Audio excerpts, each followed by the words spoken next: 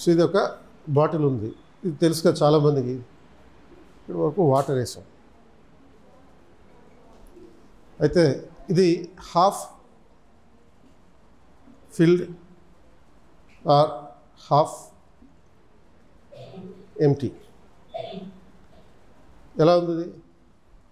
Positive attitude ఉండాలని అన్నారు కదా, సో దాని ప్రకారం చెప్పండి. ఇది సగం నిండి ఉందా, సగం ఖాళీగా ఉందా? సగం నిండి ఉంది. మరి ఖాళీగా లేదా? ఖాళీగా కూడా ఉంది కదా. This is what we have to learn. అది సగం నిండి ఉండడం ఎంత కరెక్టో, సగం ఖాళీగా ఉండడం కూడా అంతే కరెక్ట్. బట్ ఈ పాజిటివ్ యాటిట్యూడ్ అనే పర్స్పెక్టివ్తో ఏం చేశారంటే, ఓన్లీ ఇది ఒకటే చూపిస్తుంది ప్రపంచం మనకి.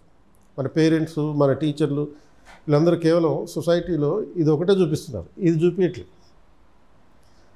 అంటే ఈ ఎంప్టీనెస్ అనేది నెగిటివిటీ.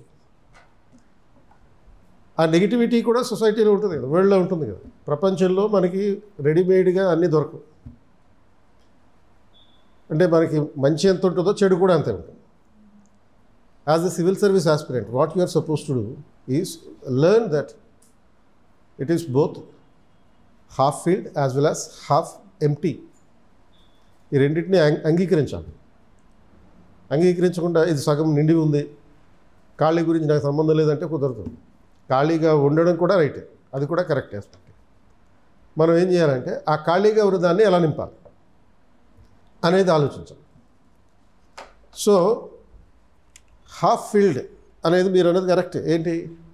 ఒక positive aspect, positive thinking. Half empty చూడడం కూడా కరెక్టే. అంటే ఇది ఒక సిచ్యువేషన్లో నెగిటివిటీని చూడడం. And what I suggested you is how to fill this. Think about how to fill. దీన్ని ఎలా నింపాలి అనేది కూడా ఆలోచించాలి. అది ఈ రెండింటికి మించిన creative attitude. So this is what a civil service aspirant is supposed to have. Positive and negative, ఆ నెగిటివ్ నుంచి క్రియేటివ్. సో ఈ జిజ్ఞాసు ప్రోగ్రాంలో ఉన్నటువంటి ఆబ్జెక్టివ్ అది. ఇప్పుడు మీకు ఫ్యాకల్టీ చెప్పుంటారు, ఈరోజు టాపిక్ ఏంటి? Women led development. So women led development అనే ఆస్పెక్ట్ గురించి చదవండి. సో ఈ ప్రోగ్రామ్ ఎలా ఉంటుంది అంటే, మీ ఫ్యాకల్టీ దీనికి సంబంధించి సబ్జెక్ట్ వైజ్గా డిస్కస్ చేసి ఉంటారు. అండ్ తర్వాత ఇప్పుడు నేను కొంచెం చెప్తాను దీని గురించి, ఈ విమెన్ లెడ్ డెవలప్మెంట్ అనే అంశం గురించి. ఆ తర్వాత మీరు దీనికి సంబంధించి కొన్ని డౌట్స్ అడుగుతారు. Then I will try to clarify those doubts. ఇది ఈరోజు జరిగేటటువంటి ఒక 1 అవర్ ప్రోగ్రాంలో ఉన్న schedule. So this women led development is the concept today. ఏంటిది విమెన్ లెడ్ డెవలప్మెంట్ అంటే? It's a transition of the women empowerment. ఇప్పుడు 1970s వరకు జనరల్గా when we think about the women, we use to think from the welfare of the women point of view. Till the 1970s that was the approach. Welfare of the woman. Then came in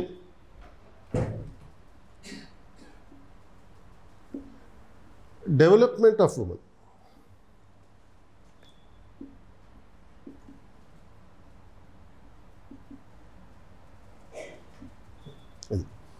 And తర్వాత women empowerment or empowerment of the woman.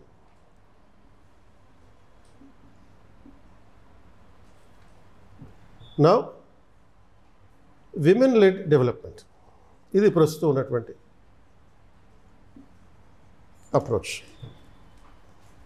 అంటే this is the transition of women emancipation.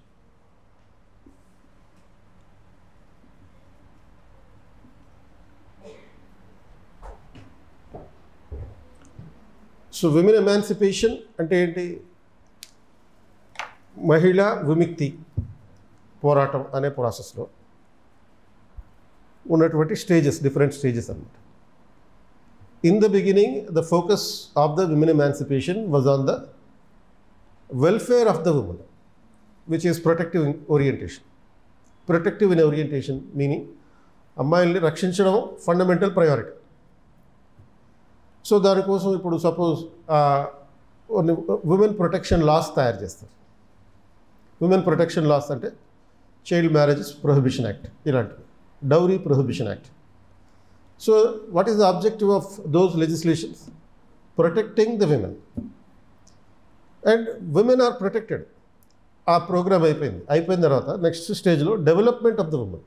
Protection నుంచి కొంచెం అభివృద్ధి జరిగేటట్టు చూడాలి. That is the development of women. And ఈ development of women అంటే giving opportunities to the women for the education and for the health and nutritious food. ఇలాంటి opportunities ఇవ్వడం ద్వారా అమ్మాయిలు అభివృద్ధి చెందేటట్టు చేయడం, డెవలప్మెంట్ ఆఫ్ ద ఉమెన్ అది. So where the women would be the passive recipients of the developmental programs of the government. Passive recipients of the development programs. అంటే passive recipient అంటే గవర్నమెంట్ అమ్మాయిలకి ఫుడ్ పెడుతుంది, చదివిస్తుంది, వాళ్ళ ఆరోగ్యం చూస్తుంది, అంటే దాన్ని కామ్గా తీసుకోవాలంతే, ఇంకేం చేయకూడదు. ఇది కూడా అయిపోయింది. చదివించారు, చదివిన తర్వాత ఏం చేయాలి? బాగా ఆరోగ్యంగా ఉన్నారు, మంచి ఫుడ్ తింటున్నారు. నెక్స్ట్ లెవెల్లో ఏం జరగాలి? Empowerment of the women. Here begins the activity of the women. From passivity, it is the beginning of the activity. Active nature of the woman has begun with the women empowerment. Empowering the woman అంటే ఏంటిది? ఈ women empowerment అంటే చాలాసార్లు మనం ఈ word చాలా ఫ్రీక్వెంట్గా use చేస్తుంటాం, ఫ్రీగా యూజ్ చేస్తుంటాం. Empowerment of the women empowerment ఇటువంటి మాట్లాడు. ఏంటిది అంటే wear the women should have a feeling that I am fearless. Creating a feeling of fearlessness is the women empowerment. Fearlessness అంటే ఏంటి? నాకు భయం లేదు అని ఒక ఫీలింగ్ని క్రియేట్ చేయడాన్ని మహిళల్లో, అమ్మాయిల్లో విమెన్ ఎంపవర్మెంట్ అనమాట. అంటే ఏ విషయంలో భయం లేదు? ఏ విషయంలోనూ భయం లేదు. ఏ విషయంలోనూ భయం లేదంటే మళ్ళీ అదేంటిది? దేనికి సంబంధించి? Whatever the things that you may talk, whatever the issues that the women are facing. Suppose ఈ భయం లేదు అని అనుకున్నప్పుడు ఏం జరుగుతుంది? Women will be in a position to take the decisions about herself. ఇది ఇంతకు మించి ఇంకేముండదు. ఉమెన్ ఎంపవర్మెంట్ అంటే ఇంతకన్నా ఇంకేమీ లేదు. ది అల్టిమేట్ డెఫినేషన్ అనమాట. అంటే women are in a position to take decisions about herself. తన గురించిన నిర్ణయాలు తనే తీసుకోగలగడం ఉమెన్ ఎంపవర్మెంట్. అంటే తన గురించిన నిర్ణయాలు తను తీసుకోకుండా వేరే వాళ్ళు తీసుకుంటారా? అంటే ఇప్పుడు అదే జరుగుతూ వచ్చింది. అంటే if a girl has to go to school తర్వాత సంగతి. అసలు అమ్మాయి పుట్టాలి అంటే అమ్మాయి ప్రమేయం లేదు. అది whether a girl is to be born or not would be decided by somebody else, not even the mother. తల్లి కూడా కాదు, వేరే వాళ్ళు నిర్ణయిస్తారు అమ్మాయి పుట్టాలా వద్దా అని చెప్పి. అది ఇప్పుడు సపోజ్ మీరు ఈ గతంలో ఏం జరిగేది అంటే అమ్మాయి పుడితే అది శాపం అని భావించేవారు. ఎందుకు శాపం అంటే అమ్మాయి పుట్టగానే ఎత్తుకుపోయి ఇక ఏదైనా చేస్తారట. అలాంటి పరిస్థితులు ఉండే రోజుల్లో ఏం చేసేవారు? అమ్మాయి కనుక పుట్టింది అంటే పుట్టిన వెంటనే వడ్ల గింజలు ఉంటాయి చూడు, ఆ వడ్ల గింజలు మింగిస్తారు. ప్యాడీ ఉంటుంది, ఆ ప్యాడీ ఒకటి తీసుకుని, ప్యాడీ గ్రెయిన్ ఒకటి తీసుకుని పుట్టిన వెంటనే మింగించేస్తారు పిల్లలతో. ఏమవుతుంది అప్పుడు? అది షార్ప్గా ఉంటుంది ఆ ప్యాడీ, అది లోపలికి వెళ్ళిపోయి ఇంటెస్టైన్లోకి దిగిపోయి మెల్లగా ఇట్లా కట్ చేసేస్తుంది అన్నమాట. లోపల బ్లీడింగ్ అయిపోయి ఆ పాప చనిపోతుంది. ఇలాంటి పరిస్థితులు ఉండేవి. ఎందుకు ఇలాంటివి చేశారంటే because she has no protection in the society. If a girl is born, she is considered as the curse. Why she is considered as the curse? Because అంటే కర్స్ అంటే ఏంటి? శాపంగా భావించేవారు. ఎందుకంటే ఆ పాపను ఎత్తుకుపోయి ఏమన్నా చేసేస్తే అది భరించడం కన్నా ముందే పుట్టిన వెంటనే చంపేస్తే అది బెటర్ కదా అనేటటువంటి ఫీలింగ్ తోటి అలా పుట్టిన వెంటనే చంపేయడం జరిగింది. సో అసలు నేను పుట్టాలా వద్దా అనే నిర్ణయం కూడా అమ్మాయి చేతిలో లేదు. పుట్టిన తర్వాత స్కూల్కి వెళ్ళాలా వద్దా ఎవరో డిసైడ్ చేస్తారు. స్కూల్కి వెళ్ళిన తర్వాత హై స్కూల్కి వెళ్ళాలా వద్దా అనేది డిసైడ్ చేసేది ఇంకొకడు. హై స్కూల్ అయిపోయాక కాలేజ్కి వెళ్ళాలా వద్దా, అండ్ కాలేజ్ అయిపోయాక ఉద్యోగం చేయాలా వద్దా, ఉద్యోగం చేసిన తర్వాత మ్యారేజ్ ఎవరిని చేసుకోవాలా వద్దా, ఇటువంటివన్నీ కూడా ఇవన్నీ పర్సనల్ డెసిషన్స్. ఇవన్నీ పక్కన పెట్టి ముందు even about her body also she has no decision making power. తన శరీరానికి సంబంధించిన విషయంలో కూడా నిర్ణయాలు తీసుకునే అధికారం లేదు.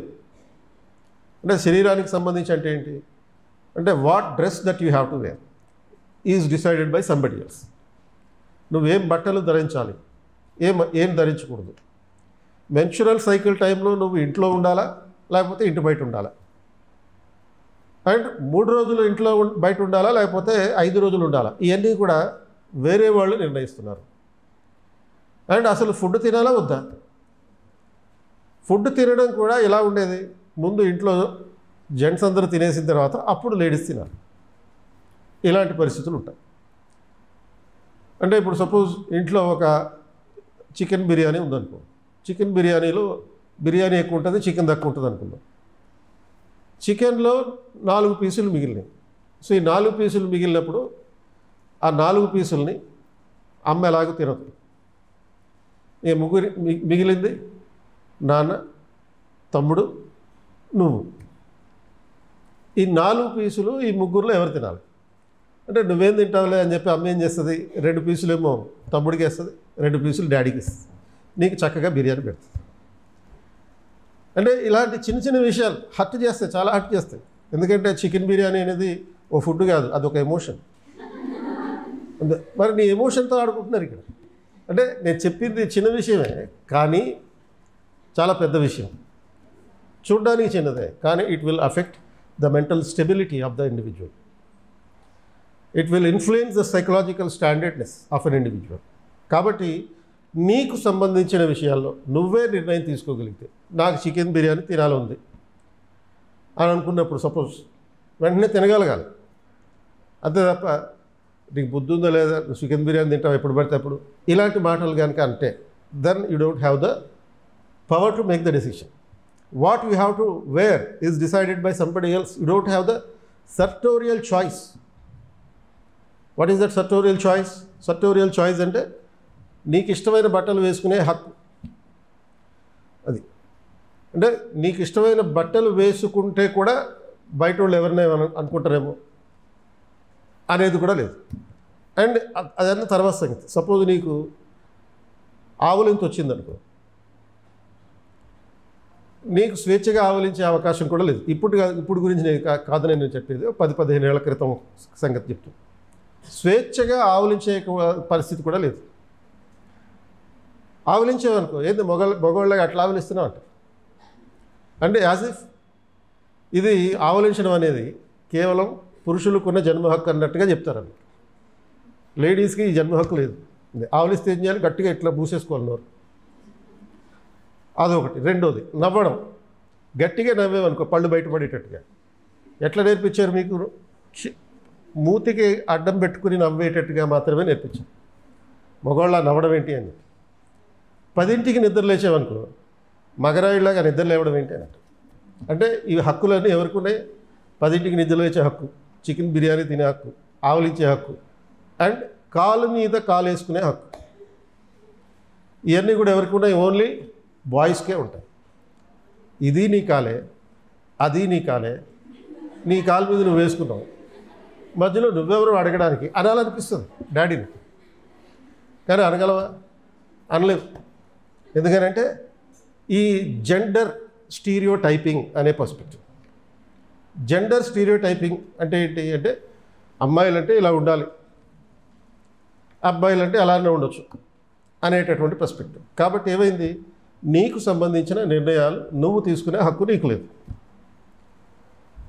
అటువంటి పర్స్పెక్టివ్లో నువ్వు చదువుకున్నావు, ఉద్యోగం చేస్తున్నావు, అండ్ డబ్బులు సంపాదిస్తున్నావు. కాబట్టి ఇప్పుడు నీకు ఎంపవర్మెంట్ వచ్చింది, నీకు ధైర్యం వచ్చింది. ధైర్యం వచ్చింది కాబట్టి ఏం జరిగింది ఏంటంటే you are in a position to take the decisions about yourself and for others also.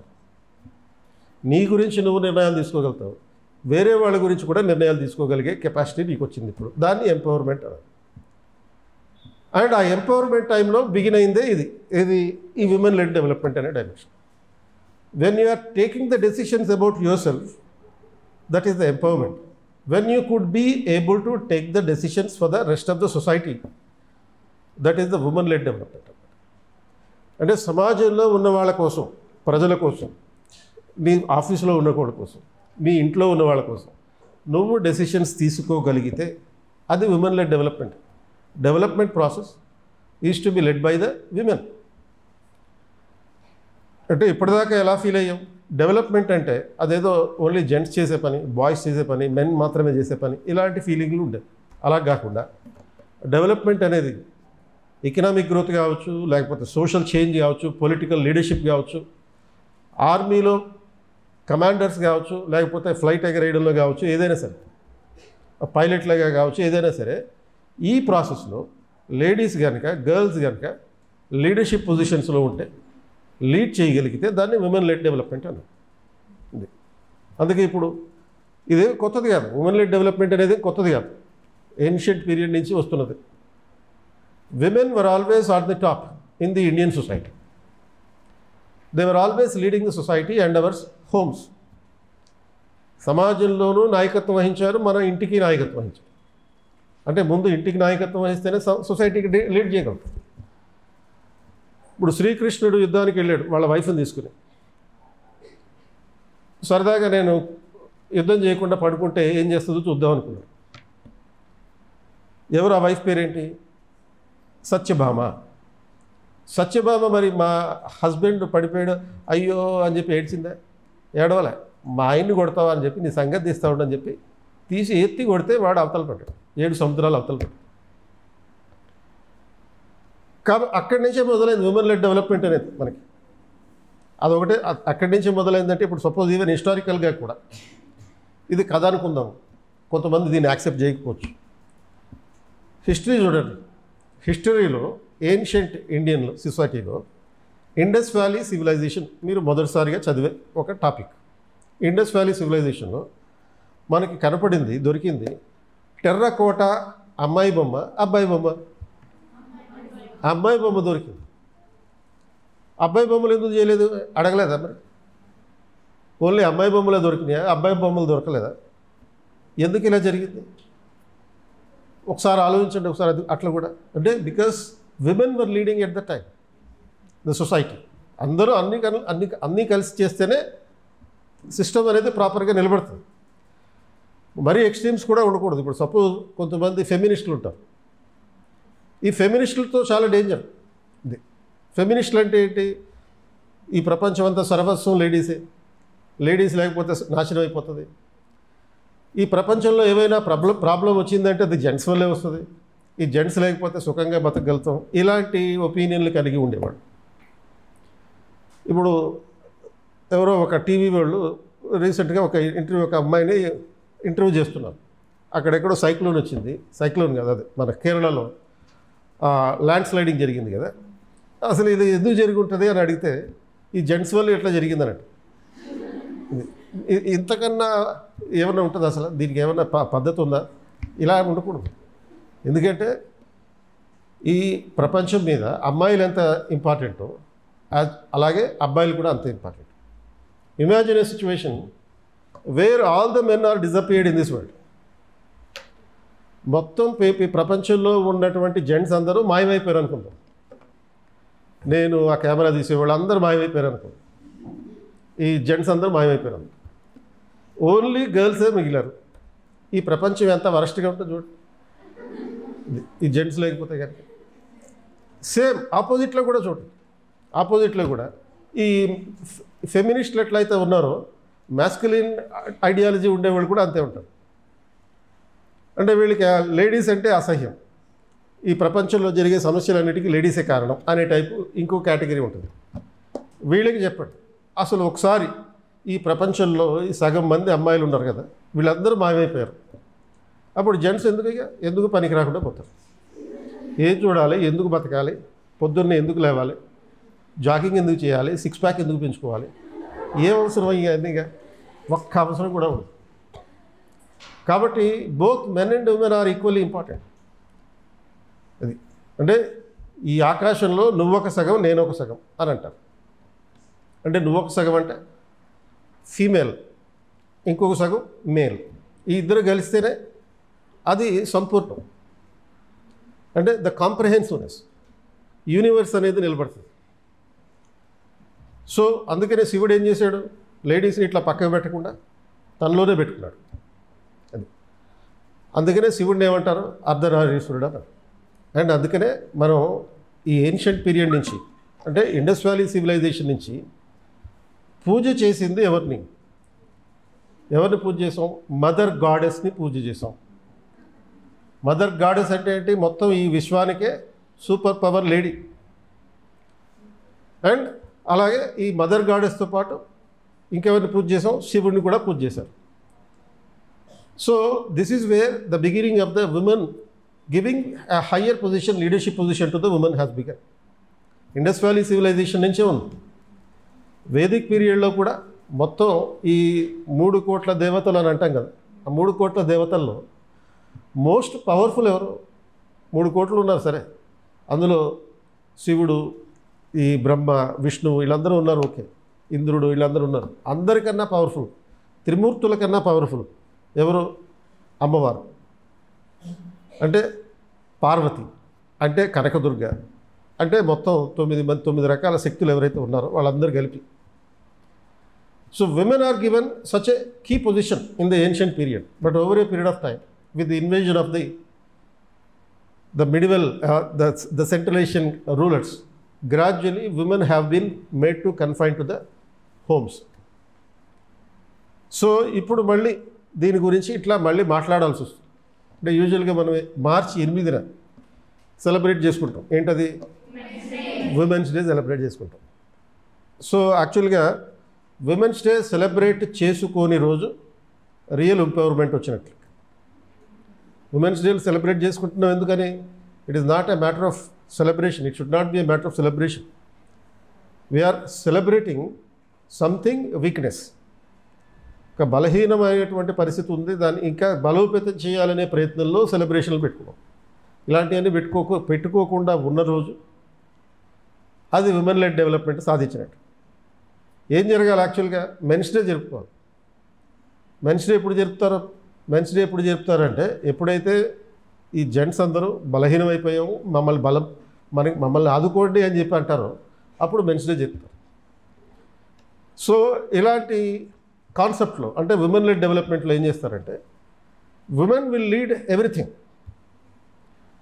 ఇప్పుడు సపోజ్ మన ఊర్లలో అమ్మాయిలు అసలు బయటికి రావడమే ఉండదు. సౌత్ ఇండియాలో పర్వాలేదు, కానీ నార్త్ ఇండియాలో అయితే ఇంకా ఘోరంగా ఉంటుంది. అండ్ ఈ పరిస్థితిలో ఇప్పుడు ఏం చేస్తున్నారు? ఈ విమెన్ లెడ్ డెవలప్మెంట్ లాంటి కాన్సెప్ట్స్ ద్వారా వీళ్ళు పైలట్లు అయిపోయారు. బయటికి నడవడానికి అవకాశం లేనటువంటి పరిస్థితులు. ఇప్పుడు అంతెందుకు, మిమ్మల్ని మీ ఇళ్లలో ఈవినింగ్ 6 తర్వాత బయటికి వెళ్తుంటే అమ్మ ఏమంటుంది? బయటికి వెళ్తావంటే ఇప్పుడు ఎందుకు లేవే అంటుంది. కాదబ్బా నేను నోట్స్ తెచ్చుకోవాలి, కంపల్సరీగా వెళ్ళాల్సిందంటే అయితే తమ్ముడిని తీసుకెళ్ళండి. వాడు ఎంత ఉంటాడు? 1/2 kg ఉంటాడు మొత్తం మీద, హాఫ్ మీటర్ ఉంటాడు అంతే హైట్. ఆ 1/2 గ్రామ్ ఉన్నవాడిని నువ్వు తోడు తీసుకెళ్ళాలి. ఇదే మిస్ మ్యాచ్ కావట్లే. అంటే ఏంటి ఇక్కడ మీనింగ్? ఇది కూడా ఆల్మోస్ట్ ఆఫ్ఘనిస్తాన్ లాగా అనమాట. మరి అటువంటి పరిస్థితి ఆఫ్ఘనిస్తాన్లో అంతే. తాలిబాన్లు ఏం చేస్తారు? లేడీస్ అసలు జెంట్స్ తోడు లేకుండా బయటికి రాకూడదు. జెంట్స్ తోడు లేకుండా బయటికి వస్తే కనుక అమ్మాయిని 20 కొరడా దెబ్బలు కొట్టారు. 20 కొరడా దెబ్బలు అంటే 2 దెబ్బలు కొట్టకంగానే మనం మర్చిపోతాం. అటువంటి పరిస్థితి ఉంటుంది. అంటే ఆల్మోస్ట్ అలాగే మనకి కూడా ఇక్కడ కూడా ట్రీట్ చేస్తున్నారు. అసలు బయటికి వెళ్ళొద్దు, నడవడానికి కూడా నీకు హక్కు లేదు అనే పరిస్థితి నుంచి ఈరోజు ఎట్లా తయారైంది అంటే ఇండియాలో పైలట్లుగా మారుతున్నారు లేడీస్. ఏం పైలట్లు? డ్రోన్ పైలట్లుగా మారుతారు. ఏం డ్రోన్ పైలట్లు? డ్రోన్ పైలట్లు అంటే వీళ్ళు లేడీస్ ఎందుకు చేస్తున్నారు ఆ పని? డ్రోన్ పైలట్ అంటే ఏంటి? డ్రోన్ నడిపించడం అంతే. అంటే ఏంటి? ఎందుకని? కేంద్ర ప్రభుత్వం, సెంట్రల్ గవర్నమెంట్ ఒక ప్రోగ్రామ్ తీసుకొచ్చింది విమెన్ లెడ్ డెవలప్మెంట్లో భాగంగా. నమో డ్రోన్ దీదీ ప్రోగ్రామ్ అనే ప్రోగ్రామ్. నమో డ్రోన్ దీదీ ప్రోగ్రామ్. ఏంటి నమో డ్రోన్ దీదీ ప్రోగ్రామ్ అంటే ఈ సెల్ఫ్ హెల్ప్ గ్రూపులు ఉంటాయి కదా, ఈ సెల్ఫ్ హెల్ప్ గ్రూపులకి డ్రోన్స్ తీసుకోవడానికి అప్పులు ఇస్తారు, వాళ్ళు డ్రోన్స్ కొనుక్కుంటారు. ఒక 10 లక్షలు 15 లక్షలు అట్లా డ్రోన్ కొనుక్కుంటారు. కొనుక్కొని అక్కడ చుట్టుపక్కల ఉండే రైతులకి వీటిని కిరాయికి ఇవ్వాలి, రెంట్కి ఇవ్వాలి. అంటే ఆ రకంగా ఈ రెంట్కి తీసుకుని రైతులు ఏం చేస్తారు, రైతులు అక్కడ వ్యవసాయం చేయడానికి ఆ డ్రోన్స్ ఉపయోగిస్తారు. విత్తనాలు చల్లడానికి లేకపోతే ఎరువులు వేయడానికి ఈ పర్పస్ కోసం డ్రోన్స్ ఉపయోగిస్తారు. అంటే పని స్పీడ్గా అయిపోతుంది. మరి ఆ డ్రోన్ నడిపించడానికి కావాల్సిన ట్రైనింగ్ కూడా ఈ అమ్మాయిలకి ఇస్తారు. అంటే సైకిల్ తొక్కలేనటువంటి పరిస్థితి నుంచి నడవడం, సైకిల్ తొక్కడం తర్వాత సంగతి, నడవడం అనేటిది కూడా అవకాశం లేనటువంటి పరిస్థితి నుంచి డ్రోన్ పైలట్లుగా మారినటువంటి పరిస్థితికి మారారు. అది ఎందుకని ఇటువంటి పరిస్థితి, ఇంత బ్యాక్వర్డ్నెస్ ఎందుకనంటే, ఎందుకంటే ఇండియాలో ప్రాపర్టీస్ అనేవి లేడీస్ పేరు మీద లేవు. ప్రాపర్టీ ఎప్పుడైతే లేడీస్ పేరు మీద లేదో ఆటోమేటిక్గా లేడీస్కి డెసిషన్ మేకింగ్ అథారిటీ ఉండదు. సో ఇప్పుడు గవర్నమెంట్ ఏం చేస్తుందంటే ఈ లేడీస్ అందరికీ, ఈ అమ్మాయిలందరికీ ఇన్కమ్ పెంచే ప్రయత్నాలు చేస్తుంది. For example there is a program called Lakhpati Didi program. Lakhpati Didi program. Lakhpati అంటే లక్షాధికారి, దీదీ అంటే అక్క. ఈ లఖ్పతి దీదీ ప్రోగ్రాంలో ఏం చేస్తారంటే సెల్ఫ్ హెల్ప్ గ్రూపులకు సంబంధించిన అమ్మాయిలకి కనీసం సంవత్సరానికి ₹1,00,000 ఆదాయం వచ్చేటట్టుగా చేస్తారు ఇలాంటి స్కీముల ద్వారా. ఏది ఈ నమో దీదీ డ్రోన్ ప్రోగ్రామ్ లాంటి స్కీముల ద్వారా. అలాంటి ఒక 50-60 రకాల స్కీములు ఉన్నాయి. ఏదో ఒక స్కీమ్ తీసుకొచ్చి గవర్నమెంట్ సొంతంగా ఆదాయం సంపాదించుకునే ప్రయత్నం చేపిస్తుంది. అప్పుడు ఎప్పుడైతే when a girl has an opportunity to earn the income, everybody will listen to her. నీ దగ్గర డబ్బులు ఉన్నప్పుడు అందరూ నీ మాట వింటారు. నీ పేరు మీద ఆస్తున్నప్పుడు అందరూ నీ మాట వింటారు. నువ్వు ఖర్చు పెట్టగలిగే స్థాయిలో ఉన్నప్పుడు everybody will listen to you. కాబట్టి అందరికీ దేశంలో ఇప్పటికీ గత 4-5 సంవత్సరాల్లోనే 1,20,00,000 మందికి దీనివల్ల ప్రయోజనం పొందారు. 1,20,00,000 people have benefited from what Lakhpati Didi program. ఇలాంటి ప్రోగ్రాముల నుంచి గవర్నమెంట్ ఇటువంటి ఒక 20-30 ప్రోగ్రాములు ఈ అమ్మాయిల కోసం ఇంప్లిమెంట్ చేస్తుంది. అండ్ సపోజ్ ఇంకో ప్రోగ్రామ్ ఉంది, దాన్ని చూస్తే నార్మల్ ప్రోగ్రామ్ లాగా అనిపించవచ్చు, but it is very much important for the women led development. ఏంటి ఈ ప్రోగ్రామ్ అంటే మనకి Swachh Bharat scheme. Swachh Bharat స్కీమ్కి women lead డెవలప్మెంట్కి ఏమైనా సంబంధం ఉంటుందా అంటే అలా అనిపిస్తుంది మనకి, ఉండదు అని. స్వచ్ఛ భారత్ స్కీమ్లో ఏం చేస్తారు, ప్రతి ఇంట్లోనూ టాయిలెట్లు కట్టడానికి 10,000 రూపీస్ గవర్నమెంట్ ఇస్తుంది సబ్సిడీ. ఇచ్చినప్పుడు ఏం చేయొచ్చు, టాయిలెట్ కట్టుకుంటే విమెన్ ఎంపవర్మెంట్ ఎట్లా అవుతుంది? ఎందుకంటే టాయిలెట్లు లేకపోవడం వల్ల ఏమైంది, ఇప్పటిదాకా అమ్మాయిలు డిఫెకేషన్ కోసం పబ్లిక్ ప్లేసెస్కి వెళ్ళేవారు. దానివల్ల ఏం జరిగేది, అర్లీ మార్నింగ్ 3 గంటల నుంచి 4 గంటలకే నిద్ర లేచి పబ్లిక్ టాయిలెట్కి వెళ్ళాల్సిన పరిస్థితి, ఓపెన్ డిఫెకేషన్. ఎందుకంటే లేట్ అయితే మళ్ళీ ఎవరైనా చూస్తారు, పరువు ఉండదు, డిగ్నిటీ ఉండదు, రెస్పెక్ట్ ఉండదు. కాబట్టి 3-4 గంటల మధ్యలోనే జరగాలి. సో దీనివల్ల నిద్ర కోల్పోతున్నారు. నైట్ 11-12 వరకు పనిచేసుకోవాలి, మళ్ళీ 3-4 గంటలకల్లా నిద్ర లేవాలి డిఫికేషన్ పర్పస్ మీద. దీనివల్ల పూర్తి స్థాయిలో నిద్ర ఉండదు, నిద్ర లేకపోతే ఆరోగ్యం ఉండదు, ఆరోగ్యం లేకపోతే రకరకాల జబ్బులు వస్తాయి. అండ్ అంతేకాకుండా సపోజ్ ఆ 3-4 గంటలకి ఏదైనా ఒక రోజు నిద్ర లేవలేకపోయామనుకో, ఇంకా ఆ రోజంతా డిఫికేషన్ అవకాశమే ఉండదు. లేకపోతే మళ్ళీ అది కూడా కొన్ని ఆరోగ్య సమస్యలు వస్తూనే ఉంటాయి. పబ్లిక్ టాయిలెట్స్ ఉండవు. కాబట్టి టాయిలెట్స్ కట్టించడం ద్వారా dignity of the women, respect of the women is protected. అమ్మాయిల ఈ మర్యాదని కాపాడడానికి ఉపయోగపడినటువంటి కార్యక్రమం పబ్లిక్ టాయిలెట్లను ఏర్పాటు చేయడం ద్వారా, ఇళ్లలో టాయిలెట్లు కట్టుకోవడానికి ఏర్పాటు చేయడం ద్వారా. ఇప్పుడు అలాగే గవర్నమెంట్ ఫ్రీగా గ్యాస్ సిలిండర్స్ గవర్నమెంట్ ఇస్తుంటుంది. ఫ్రీగా ఇస్తుంది, లేకపోతే 500 రూపాయలకే ఇస్తుంది. సపోజ్ ఈ తెలంగాణలో 500 రూపీస్కి గ్యాస్ సిలిండర్స్. గ్యాస్ సిలిండర్ లేకపోతే కట్టెల పొయ్యి మీద వంట చేయాలి. అయితే నీకేంది ప్రాబ్లం, చేసుకుంటారు, దాని మీద వండుకుంటే చాలా టేస్టీగా ఉంటుందండి. కానీ ఒక గంట సేపు నువ్వు కట్టెల పొయ్యి మీద ఒక ఇంట్లో ఒక రూమ్లో ఉండి కట్టెల పొయ్యి మీద వంట చేస్తే ఒకేసారి 400 సిగరెట్లు తాగినంత ఎఫెక్ట్ వస్తుంది. అంటే ఏంది, లంగ్స్ పాడైపోతాయి, 1 అవర్లో లంగ్స్ అంతా నాశనం అయిపోతాయి. అంటే ఈ గ్యాస్ సిలిండర్ ప్రోగ్రామ్ ఫ్రీగా ఇవ్వడం వల్ల ఆర్ సబ్సిడీ ధరలకు ఇవ్వడం వల్ల అమ్మాయిల ఆరోగ్యం రక్షించబడుతుంది. They will be focusing more on other works. There is another programme called Har Ghar Jal. Har Ghar Jal అంటే ఏంటి, ప్రతి ఇంటికి నీరు, 24 గంటలు నీళ్ళు ఉంటుంది, ఆ నిర్ణీత సమయానికి వాటర్ వస్తుంది. దీనివల్ల ఏమవుతుంది, హర్ ఘర్ జల్ అనే ప్రోగ్రాం వల్ల మీకు 24 గంటలు ఇంట్లోనే నీళ్ళు వస్తాయి కాబట్టి నువ్వు 2-3 కిలోమీటర్లు నడుచుకుంటే వెళ్ళి నీళ్ళు తీసుకురావాల్సిన అవసరం లేదు. ఆర్ లేకపోతే నువ్వు పట్టణంలో ఉంటుంటే ఆ వాటర్ ట్యాంక్ ఎప్పుడు వస్తుందో వెయిట్ చేయాల్సిన అవసరం లేదు. నీళ్ళ కోసం టైం వేస్ట్ చేయక్కర్లేదు. ఏం చేయొచ్చు మరి, ఇప్పుడు నీళ్ళు ఇంట్లోనే వస్తున్నాయి కాబట్టి ఒక నిర్ణీతమైన ఫిక్స్డ్ టైంకి వస్తున్నాయి, లేకపోతే 24 అవర్స్ వస్తున్నాయి కాబట్టి నువ్వేం చేయొచ్చు, ఇప్పుడు నీ ఎఫర్ట్స్ని ఏదైనా ఒక జాబ్ చేయడానికి ఉపయోగించవచ్చు, ఏదైనా సొంతంగా ఒక వ్యాపారం చేయడానికి ఉపయోగించవచ్చు. అంటే self entrepreneurialism is also developed because of this. అంటే ఈ ప్రోగ్రామ్స్ అన్నీ మనకి చూడడానికి సింపుల్ ప్రోగ్రామ్స్, టైంపాస్ ప్రోగ్రామ్స్ లాగా అనిపిస్తాయి, బట్ దానివల్ల వచ్చే ఉమెన్ ఎంపవర్మెంట్ గురించి కూడా ఆలోచించాలి. అలా సో ఆ women empowerment is leading to helping to the women to lead the developmental process. So ఇది ఈ బ్రాడ్గా ఉమెన్ లెడ్ డెవలప్మెంట్ అంటే కాన్సెప్ట్. సో ఇప్పుడు మీకు ఏమైనా క్వశ్చన్స్ ఉంటే అడగండి, ఎవరికైనా డౌట్స్ దీని మీద ఉంటే చెప్పండి. I'll try to answer this.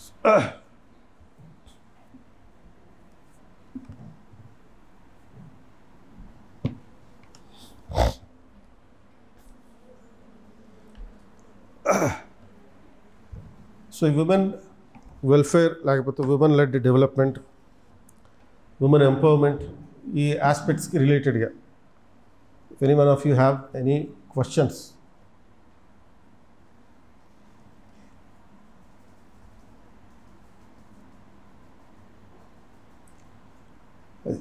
So questions అడిగేవాళ్ళు పెద్ద పాపం చేసినట్లే అన్న ఫీలింగ్లో ఉన్నారు ఇప్పుడు మీరు. అది క్వశ్చన్స్ అడిగితే పాపం కాదు. ఇప్పుడు ఈ ఐన్స్టీన్ అంత famous and most influential history deciding scientist ఎందుకు అయ్యాడంటే క్వశ్చన్స్ అడగడం నేర్చుకోవడం వల్ల. వాళ్ళ ఈ ఐన్స్టీన్ చిన్నప్పుడు స్కూల్కి వెళ్ళకపోతుంటే వాళ్ళ మమ్మీ ఒకటే చెప్పిందంట, నువ్వు స్కూల్కి వెళ్ళు లేకపోతే లేదు, కాకపోతే ప్రతిరోజు ఏదో ఒక క్లాస్కి మాత్రం వెళ్ళి ఆ టీచర్ని ఏదో క్వశ్చన్ అయితే అడిగేసి రా అని చెప్పిందట. నువ్వు పాఠం వింటే లేకపోతే లేదు. ఈరోజు సోషల్ స్టడీస్ టీచర్ని ఒక క్వశ్చన్ అడుగు, రేపు ఇంగ్లీష్ టీచర్ని అడుగు, ఎల్లుండి సైన్స్ టీచర్ని అడుగు, ఆ తర్వాత మ్యాథ్స్ టీచర్ని అడుగు, ఏదో టీచర్ని ఏదో క్వశ్చన్ అడిగేసిరా చాలు, ఇంకేం అక్కర్లేదని చెప్పి. ఆవిడ చేసిన పని ప్రపంచాన్ని నాశనం చేసింది. అంటే ఆవిడ చేసిన పని వల్ల ఏమైంది, ఐన్స్టీన్ సైంటిస్ట్ అయ్యాడు. E = mc² అనే ఎనర్జీ ప్రిన్సిపల్ కనుక్కున్నాడు. Good evening, sir. I'm Neha. So recently we had a bill called Women Reservation Bill, where 33% reservation is given to women. So అంటే ఇప్పుడు 33% కన్నా ఎక్కువ ఉమెన్ పార్టిసిపేట్ చేయాలనుకున్నా, లేకపోతే 33% ఉమెన్ పార్టిసిపేట్ చేయాలనుకుంటున్నారు, దాంట్లో తక్కువ మంది మాత్రమే పార్టిసిపేట్ చేయాలనుకుంటున్నారు, అలా అంటే సిచ్యువేషన్ ఉంటే, అంటే ఇప్పుడు ఈ బిల్ అనేది మ్యాండేటరీ చేస్తుంది కదా, అంటే కొన్నిసార్లు ఉమెన్కి ఇంట్రెస్ట్ ఉండకపోయినా సరే మ్యాండేటరీగా పెట్టేశారు బిల్, లేదా 33% కన్నా ఎక్కువ ఉమెన్ని పార్టిసిపేట్ చేయాలనుకున్నా సరే స్కోప్ లేకుండా ఉంది. కాబట్టి మీరేమంటారు? క్వశ్చన్ ఏం? ఓకే, కూర్చో. సో ఈ విమెన్ రిజర్వేషన్ బిల్ అనేది రీసెంట్గా 2023లో సెప్టెంబర్లో Lok Sabha and state legislative assemblies వీటిలో 33% రిజర్వేషన్ టు ద విమెన్ అనే ఒక చట్టం చేశారు. అంటే ఏంటి, ఇప్పుడు లోక్సభలో 543 సీట్స్ ఉన్నాయి. ఆ 543 సీట్స్లో 181 సీట్లు విమెన్ కోసం స్పెషల్గా అలొకేట్ చేస్తారు. సో దీని మీనింగ్ అంతకన్నా ఎక్కువ కంటెస్ట్ చేయాలనుకుంటే చేయకూడదని కాదు. ఈ 181 సీట్లలో ఓన్లీ విమెన్ మాత్రమే కంటెస్ట్ చేయాలి, జెంట్స్ కంటెస్ట్ చేయకూడదు. ఇది దాన్ని. అండ్ మిగతా సీట్లు ఉన్నాయి, ఇంకో 362 సీట్లు ఉన్నాయి కదా. ఆ 362 సీట్లలో విమెన్కి ఇంట్రెస్ట్ ఉంటే వాటిలో కూడా కంటెస్ట్ చేయొచ్చు. అది. అండ్ ఇదేమి ప్రతి ఒక్కరూ కంపల్సరీ కాదు, ఎవరైతే ఇంట్రెస్ట్ ఉంటుందో వాళ్ళే వచ్చి కంటెస్ట్ చేస్తారు, బలవంతం ఏమీ లేదు దీంట్లో. అండ్ దీనివల్ల ప్రయోజనం ఏంటి? Women reservation in the Lok Sabha, women reservation in the state legislature. దీనివల్ల అడ్వాంటేజ్ ఏంటి? అడ్వాంటేజ్ ఏంటంటే it is the beginning of the political leadership of the women at the national and the state level. Political leadership of the women at the local level has begun in 1992 with the 73 and 74th amendments. అంటే 1992లో 73, 74th amendments చేసి Panchayat Raj ఇన్స్టిట్యూషన్స్లో, మున్సిపాలిటీస్లో 33% reservation ఉమెన్కి ఇచ్చారు. దానివల్ల ఏమైంది? ఈ రోజున దేశం మొత్తం మీద 32 lakhs రిప్రజెంటేటివ్స్ ఉంటే, అంటే మొత్తం మీద 32 lakhs రిప్రజెంటేటివ్స్ ఉంటే, లోకల్ బాడీ రిప్రజెంటేటివ్స్ ఉంటే, దాంట్లో 14.5 lakhs representative are the women representative. అంటే దీనివల్ల ఏమైంది? Before 1992 women were never coming out into the public places, into the public life. Public లైఫ్లోకి అమ్మాయిలు వచ్చే పరిస్థితే ఉండేది కాదు. అండ్ కాబట్టి ఇప్పుడు రిజర్వేషన్ ఇవ్వడం వల్ల కొన్ని రాష్ట్రాల్లో, 18 రాష్ట్రాల్లో 33% దాటించి ఎంత 50% ఇచ్చారు local body reservation, including AP and Telangana. ఇవ్వడం వల్ల ఏమైంది? మొత్తం దేశం మొత్తం మీద 14,50,000 మంది విమెన్ రిప్రజెంటేటివ్స్ లోకల్ బాడీస్లో ఉన్నారు. అంటే ఏమైంది? ఇప్పుడు India is not only a biggest democracy in the world, but is also largest represented democracy as well as largest female represented democracy. అంటే బిగ్గెస్ట్ డెమోక్రసీ ఎందుకంటున్నాం? 90 crores కన్నా ఎక్కువ మంది ఓటర్లు ఉండడం వల్ల బిగ్గెస్ట్ డెమోక్రసీ అంటున్నాం. 32 lakhs రిప్రజెంటేటివ్స్ ఉండడం వల్ల లార్జెస్ట్ రిప్రజెంటెడ్ డెమోక్రసీ అని అంటాం. 14 lakhs కన్నా ఎక్కువ మంది అమ్మాయిలు ఈ లోకల్ బాడీస్లో రిప్రజెంటేటివ్స్గా ఉండడం వల్ల లార్జెస్ట్ ఫీమేల్ రిప్రజెంటెడ్ డెమోక్రసీ అని అంటాం. సో ఇప్పుడు నెక్స్ట్ లెవెల్లో ఏంటి? ఈ women reservation in the Lok Sabha and state legislatures by the 106th Amendment Act. ఈ 106th Amendment Act వల్ల ఏమవుతుంది? లోక్సభలో కూడా 181 రిప్రజెంటేటివ్స్ ఫీమేల్ ఉంటారు. It doesn't mean that they cannot contest in the remaining 362 seats. మిగతా 362 సీట్లలో కూడా వాళ్ళు కంటెస్ట్ చేయొచ్చు. సో కంటెస్ట్ చేయడం వల్ల ఏమవుతుంది? కొంతమంది గెలవచ్చు కూడా. అప్పుడు ఏమవుతుంది? ఇప్పుడు ఓన్లీ సపోజ్ ఒక 72 మంది మాత్రమే లేడీస్ ఉన్నారు ఈ లోక్సభలో. రిజర్వేషన్ వల్ల ఏమవుతుంది?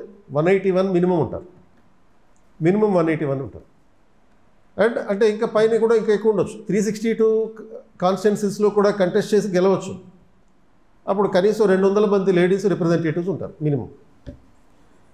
అండ్ ఈ నేపథ్యంలో ఇప్పుడు దీనివల్ల అడ్వాంటేజ్, ఇంతమంది లేడీస్ ఎంపీలుగా ఉండడం వల్ల అడ్వాంటేజ్ ఏంటి? అడ్వాంటేజ్ ఏముంటుందంటే women related programs and women related problems will be more focused.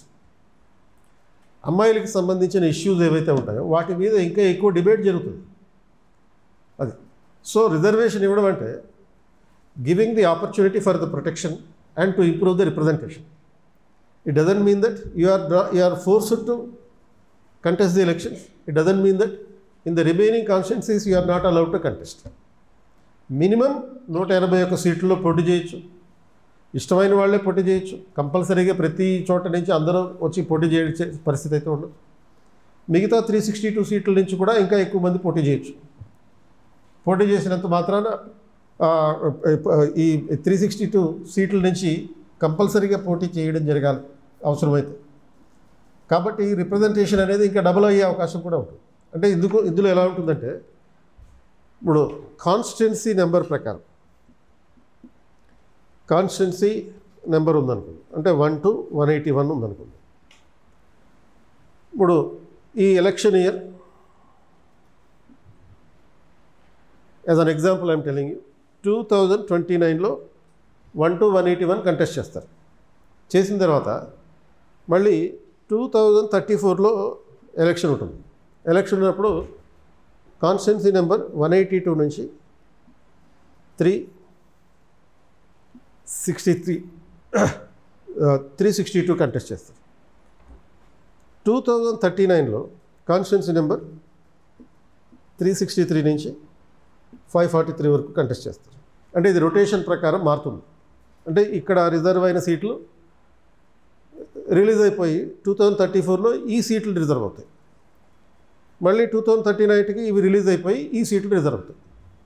అంటే ఈ లోపల ఈ సీట్లలో ఆల్రెడీ వీళ్ళు పనిచేసి ఉన్నారు కదా, అండ్ పనిచేసి ఉన్నారు కాబట్టి ఒకవేళ వాళ్ళు బాగా పనిచేసి ఉంటాయి, సపోజ్ మొదటి 181 సీట్లలో బాగా పనిచేసిన వాళ్ళు ఒక 150 మంది ఉంటారనుకో, 100 మంది ఉంటారనుకోండి.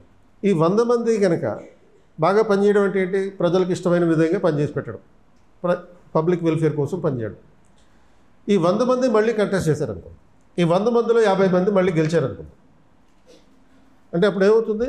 ఇక్కడ మళ్ళీ విమెనే ఉంటారు, ఇక్కడ 181 అండ్ ఇంకో 50 మంది 230 మంది అయ్యారు. మళ్ళీ 2039 వచ్చేటప్పటికి ఇక్కడ 181, ఇక్కడ 50 లాగానే ఇక్కడ కూడా ఇంకో 50 మంది తయారవుతారు. అంటే ఈ 100 ప్లస్ 181 అంటే 280 మంది విమెన్ రిప్రజెంటేటివ్స్ ఉంటారు. అంటే లోక్సభలో మెజారిటీ సీట్లు లేడీస్కే ఉంటాయి. ఇంకా మెజారిటీ అంటే ఎంత? 272. థర్డ్ లోక్సభ వచ్చేటప్పటికి 2039 లోక్సభ ఎలక్షన్స్ వచ్చేటప్పటికి possibilities 380 members, 280 members will be the women. అంటే a day will come, suppose 2043 ఎలక్షన్స్కి 2044 ఎలక్షన్స్కి ఏమవుతుందంటే ఆల్మోస్ట్ 90% ఉమెనే ఉండే అవకాశం ఉంది. అప్పుడు ఏం చేయాలి? Men will have to demand for the reservation. ఆ రిజర్వేషన్ అంత ఘోరం చేసి పెడుతుంది. అప్పుడు జెంట్స్ అడగాలి, మాకు రిజర్వేషన్ ఇవ్వండి, ఓ పక్కన కూర్చుంటాం ఏమనుకోకుండా. సో అట్లా ఈ విమెన్ రిజర్వేషన్ అనేది obligation for the government. It is not enforcing the women to contest. Those who are interested will contest. అలాగే ఇది ఓన్లీ ఈ 33%కే కన్ఫైన్ అవ్వాలనేది కూడా కాదు, అంతకన్నా ఎక్కువ చేయొచ్చు. అలా మొత్తం ఈ రొటేషన్ పద్ధతిలో ఉమెన్ రిప్రజెంటేషన్ అనేది పెంచుకుంటూ వెళ్తారు. దానివల్ల విమెన్ రిలేటెడ్ ప్రాబ్లమ్స్ ఏవైతే ఉన్నాయో దాని మీద ఎక్కువ డిస్కషన్ జరుగుతుంది. అది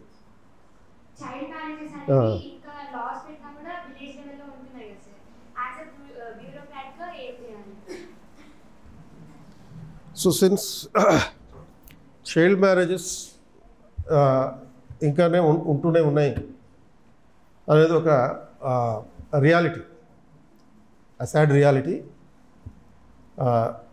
యాజ్ అ బ్యూరోక్రాట్ అనే ఒక పదం పెట్టారు కాబట్టి దీన్ని ఆపాలంటే ఏం చేయాలి? ఏం చేయక్కర్లేదు.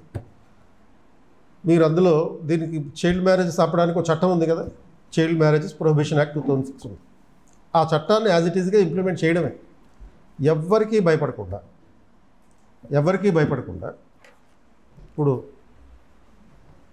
తమిళనాడులో అహ్మద్ దరేస్ అని చెప్పి ఒక కలెక్టర్ ఉంటాడు. ఆ పేరుని బట్టి అతని సోషల్ బ్యాక్గ్రౌండ్ ఏంటో మనకు అర్థమైపోతుంది. ఈయన IAS officer, 2007 batch IAS officer. Social background ఏంటి ఆ పేరుని బట్టి అంటే ముస్లిం. తమిళనాడులో చైల్డ్ మ్యారేజెస్ చాలా ఉన్నాయి, పర్టికులర్గా ఈయన పనిచేసే జిల్లాలో కొంచెం ఎక్కువ ఉన్నాయి. ఈయనకి ఒక రికార్డు ఉంది, 120 పెళ్ళిళ్ళు ఆపేసేటి. అంటే ఎక్కడైనా పెళ్లి జరుగుతుంటే ఆపండి, పెళ్లి జరగడానికి వీలు లేదని చెప్పి అడ్డం పడిపోతుంది. ఏ పెళ్ళిళ్ళు? ఇవన్నీ కూడా చైల్డ్ మ్యారేజెస్. ఇతను ఆపేసిందన్నీ చైల్డ్ మ్యారేజెస్.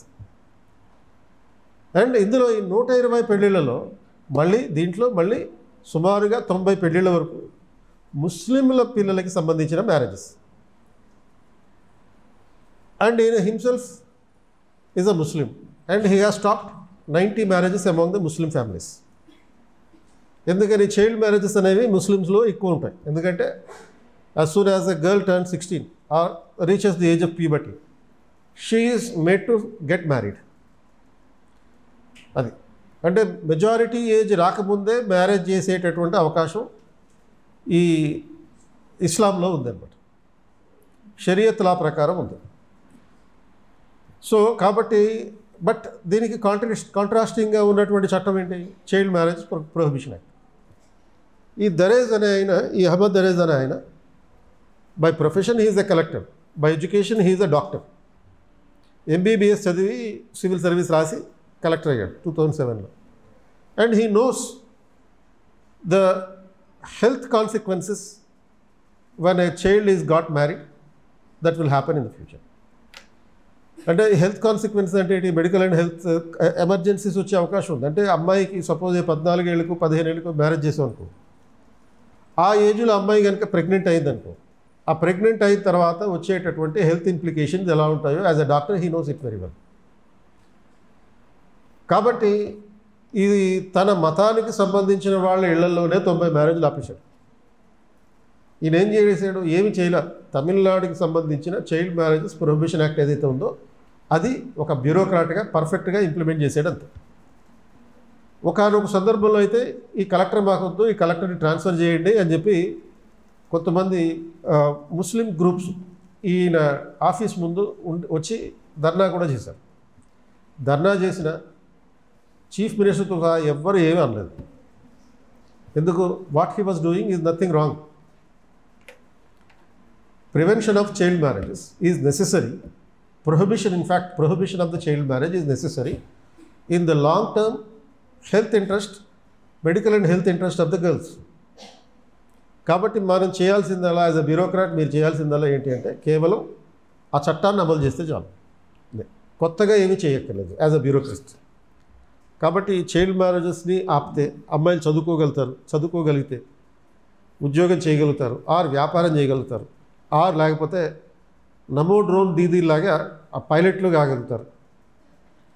అండ్ లేకపోతే ఇప్పుడు కొన్ని బెటాలియన్స్లో మిలిటరీలో కూడా జాయిన్ అవుతున్నారు, మిలిటరీని లీడ్ చేయగలుగుతారు, పైలట్లు అవుతున్నారు. అండ్ ఒకప్పుడు సైనిక్ స్కూల్స్ అంటే ఓన్లీ బాయ్స్ని మాత్రమే అడ్మిషన్లు ఇచ్చేవారు. కానీ ఇప్పుడు 2014 నుంచి 2016 నుంచి ఈవెన్ గర్ల్స్కి కూడా సైనిక్ స్కూల్స్లో అడ్మిషన్లు ఇస్తున్నారు అండ్ సోల్జర్స్గా తయారు చేస్తున్నారు. నువ్వు పిల్లలకి మ్యారేజ్లు చేసి పిల్లలు గడేసి ఇటువంటివి చేయమంటేనేమో ఇటువంటి ఆపర్చునిటీస్ ఉండవు. If India has to emerge as a developed economy by the year 2047, it is the women who have to lead the developmental story. అది అంటే 2047 నాటికి వికసిత్ భారత్ అనే ఒక లక్ష్యం పెట్టుకున్నాం. వికసిత్ భారత్ అంటే ఏంటి? భారతదేశం 2047 నాటికి డెవలప్డ్ ఎకానమీగా ఆవిర్భవించడం నెక్స్ట్ 25 ఇయర్స్లో. మరి 25 ఏళ్లలో అభివృద్ధి చెందిన దేశంగా అవ్వాలంటే కంపల్సరీగా ఓన్లీ జెంట్స్ ఉంటే సరిపోదు, దాంతోపాటు జెంట్స్తో పాటు లేడీస్ కూడా ఉండాలి. ఇద్దరు ఈక్వల్ కాంట్రిబ్యూషన్ చేసినప్పుడే డెవలప్మెంట్ అనేది అవుతుంది. దాంట్లో పార్ట్గా చేయాల్సింది ఏంటి అంటే ఈ చైల్డ్ మ్యారేజెస్ని ముందు ఆపించాలి. అది సో ఇప్పుడు సపోజ్ యూనిఫామ్ సివిల్ కోడ్ అనేది ఒకటి తీసుకొస్తూ ఉంటుంది గవర్నమెంట్. ఆ యూనిఫామ్ సివిల్ కోడ్ తీసుకురావడం వల్ల ఏమవుతుందంటే ఇలాంటి కొన్ని ప్రొవిజన్స్ని యూనిఫామ్ చేయడం జరుగుతుంది. ఎలాంటి ప్రొవిజన్స్ని? Marriage age, minimum age of marriage age will be made uniform for all the religious communities. అంటే హిందూ, ముస్లిం, క్రిస్టియన్ అనేది తేడా లేకుండా అందరికీ 18 సంవత్సరాలు దాటిన తర్వాతనే మ్యారేజ్ చేయాలి అనేటటువంటి ఒక కామన్ అప్లికేషన్ క్రియేట్ చేస్తారు. అప్పుడు ఎవరికి నష్టం ఉంటుందో దానివల్ల ఎవరికి నష్టంగా అందరికీ ప్రయోజనమే ఉంటుంది యూనిఫామిటీ తీసుకురావడం వల్ల. అది ఎనీ అదర్ క్వశ్చన్? రైట్. అంటే కొన్ని చైల్డ్ మ్యారేజ్ అనేవి వాళ్ళ ఇష్టం ప్రకారం జరుగుతున్నాయి అండ్ కొన్ని చైల్డ్ మ్యారేజ్ అనేవి పేరెంట్స్ ఫోర్స్ వల్ల జరుగుతున్నాయి. చిల్డ్రన్ యొక్క ఇష్ట ప్రకారం జరుగుతున్నాయి కదా, వాళ్ళకి కెరియర్ అనేది డెవలప్ అవ్వదు కదా. సో వాళ్ళకి మీ మెసేజ్ ఏంటి?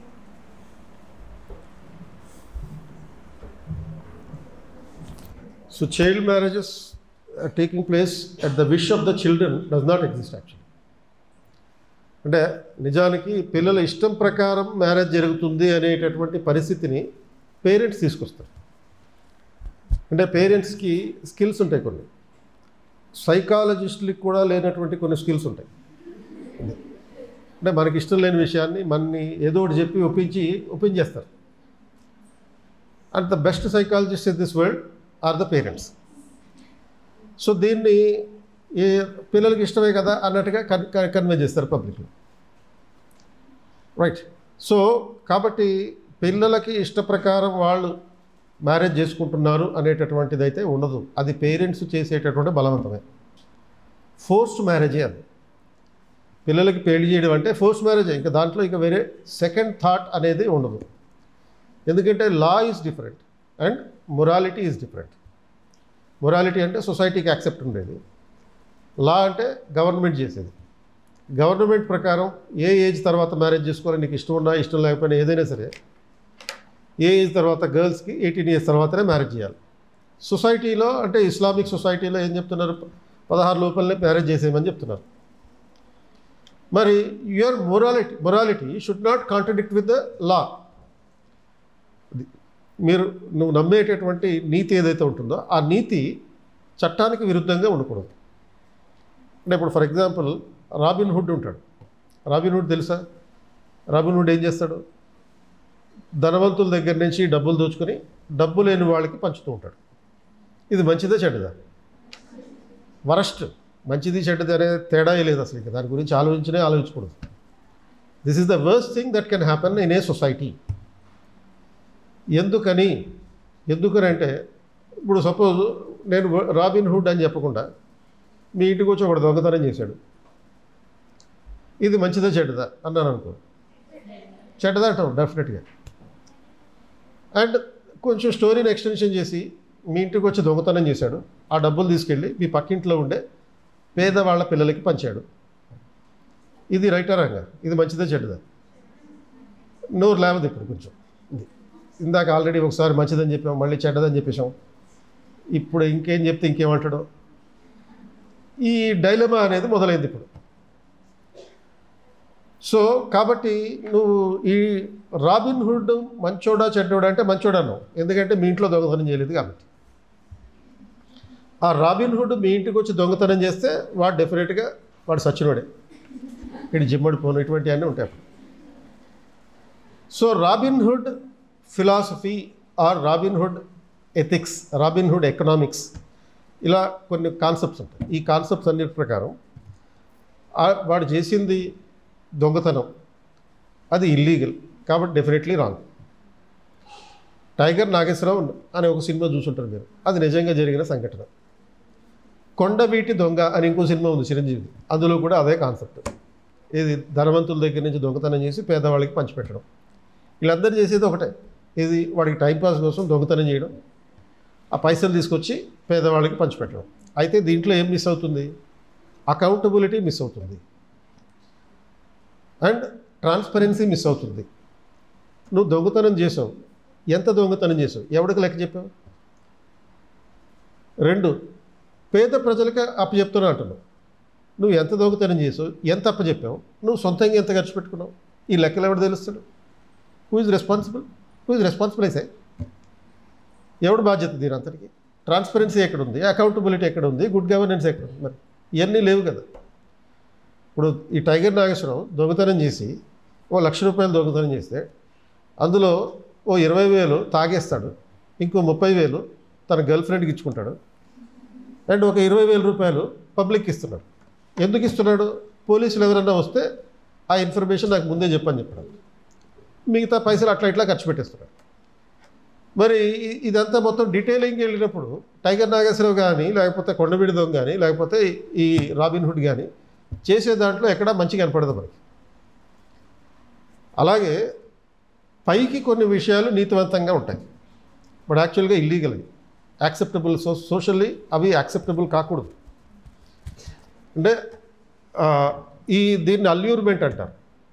అంటే ఒక చిన్నపిల్లలు వాళ్ళ ఇష్టంతో పెళ్లి చేసుకోవడం అనేటటువంటి పరిస్థితి ఎలా వస్తుందంటే, it comes because of the allurement by this parents.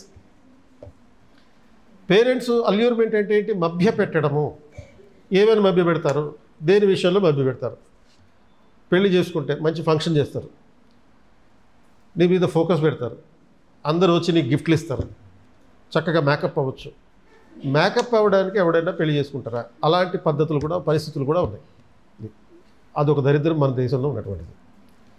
And తర్వాత చక్కగా నీకు ఊరేగింపు చేస్తారు, షూటింగ్ తీస్తారు, నీ సినిమా వస్తుంది, యూట్యూబ్లో పెడతారు. ఇలాంటి స్కీమ్లన్నీ ఉంటాయి. అంటే ఇలాంటివన్నీ చెప్పి నీకు బంగారం పెడతారు, మీ అత్తయ్య గారు నీకు బంగారం పెడతారు. ఇలాంటివన్నీ చెప్పి ఏం చేస్తారంటే పెళ్లి చేస్తున్నారు. ఆ అమ్మాయి ఒప్పుకుంటుంది ఆ టైంలో. ఆ తర్వాత ప్రెగ్నెంట్ అవుతుంది, 15 ఏళ్ళకే ప్రెగ్నెంట్ అవుతుంది. ప్రెగ్నెంట్ అయిన తర్వాత వచ్చే కాంప్లికేషన్స్ ఇవన్నీ అప్పుడు ఎవరు రెస్పాన్సిబుల్ ఉంటారు? అప్పుడు నోబడి ఉంది. కాబట్టి అమ్మాయి ఇష్టమైనా సరే ఇష్టం లేకపోయినా సరే అది బలవంత పెళ్ళే. చైల్డ్ మ్యారేజ్ అన్నప్పుడు బలవంత పెళ్ళే. పేరెంట్స్ కొంతమంది డబ్బుల కోసం పెళ్లి చేసే అవకాశం కూడా ఉంటుంది. అలాంటి పరిస్థితుల్లో కూడా ఈ పేదరికం నుంచి రక్షించడం కోసం పెళ్లి చేసేస్తున్నాం అనేటటువంటి పర్స్పెక్టివ్ కూడా కరెక్ట్ కాదు. ఎందుకంటే నువ్వు in the name of money, in the name of accepting the bribe price, what you are doing is human trafficking. Human trafficking జరుగుతుంది అక్కడ. పేదరికం నుంచి అమ్మాయిని రక్షించడానికి ఒక డబ్బున్న వాడికి అప్పచెప్పడం జరిగితే అది ఏంటి అంటే 16 ఏళ్ళ లోపల 18 ఏళ్ళ లోపల పెళ్లి చేసేస్తే మానవ అక్రమ రవాణా, హ్యూమన్ ట్రాఫికింగ్. అంటే అమ్మాయిని స్మగ్లింగ్ చేస్తున్నాం, అమ్మాయిని అమ్మేస్తున్నాం. Anything that happens for any reason can be 100. 100 reasons చెప్పు, ఎన్ని రీజన్స్ చెప్పినా అల్టిమేట్గా 18 లోపల మ్యారేజ్ చేశారంటే అది ఏ కమ్యూనిటీ అయినా సరే అమ్మాయి ఆరోగ్యంగా ఉండదు, చచ్చిపోయే అవకాశం ఉంటుంది. అండ్ అది illegal and you are doing the human trafficking. Human trafficking అనేది చేస్తున్నాం. ఎవరు చేస్తున్నారు? మళ్ళీ ఇది పేరెంట్సే చేస్తున్నారు. ఇప్పుడు సపోజ్ గోవాలో యూనిఫామ్ సివిల్ కోడ్ ఉంటుంది. అక్కడ మతంతో సంబంధం లేదు. ఎవరైనా సరే యూనిఫామ్ సివిల్ కోడ్ పాటించాలంతే. 18 తర్వాతనే పెళ్లి చేయాలి పిల్లలకి. పెళ్ళి మళ్ళీ ఎట్లా చేయాలి? ఎలా పడితే అలా చేయకూడదు. ముందు రిజిస్ట్రేషన్ చేసిన తర్వాత అప్పుడు పెళ్లి చేసుకోవాలి. మ్యారేజ్ రిజిస్ట్రేషన్ జరగాలి ఫస్ట్. ఆ జరిగిన తర్వాతనే నువ్వు మసీదుకి తీసుకెళ్ళి పెళ్లి చేసుకుంటావా, లేకపోతే చర్చికి తీసుకెళ్తావా, లేకపోతే ఈ టెంపుల్కి తీసుకెళ్తావా, లేకపోతే ఒక ఫంక్షన్ హాల్ తీసుకెళ్ళి మ్యారేజ్ చేసుకుంటావా? ఇవన్నీ కాదు, శ్మశానాలు చేసుకుంటావా, నీ ఇష్టం. పంచభూతాల సాక్షిగా నువ్వు ఎక్కడైనా మ్యారేజ్ చేసుకో, కానీ ముందు దానికి రిజిస్ట్రేషన్ చేసుకోవాలి. గవర్నమెంట్కి చెప్పాలి మేము ఇద్దరం మ్యారేజ్ చేసుకుంటున్నాం అని. అది సో దానివల్ల మళ్ళీ అది ఇస్లాంలో ఉన్నటువంటి మరొక ప్రాబ్లం ఏంటి? పాలిగమీ అనే ప్రాబ్లం కూడా సాల్వ్ అయిపోతుంది. పాలిగమీ అంటే a person marrying more than 1 people. So a woman has to share her husband with 3 more people.